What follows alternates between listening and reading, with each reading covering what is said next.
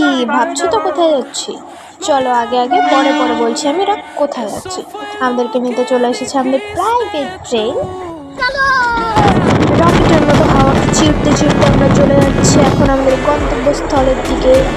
কিছু ছাগলের সঙ্গে মানুষ সরি কিছু মানুষের সঙ্গে ছাগল উঠে গেছিলো, তাদেরকে নামিয়ে দিয়ে নতুন লোকজনকে তুলে নিয়ে আমরা আবার আমাদের গন্তব্যের দিকে রওনা দিয়েছি। এবার আমাদের গন্তব্যস্থল রানাঘাটে পৌঁছে আমরা ল্যান্ড করেছি ইতিমধ্যেই আমাদের প্রাইভেট জেট থেকে।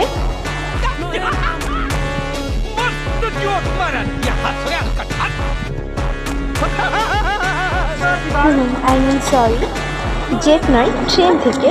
এখন আমরা সোজা সোজা পথে এঁকে বেঁকে হেলে দুলে চলছিলাম আমাদের गंतव्यस्थलेर दिके। चलुन समय गवाते हुए हम इस व्लॉग को यहीं खत्म करते हैं।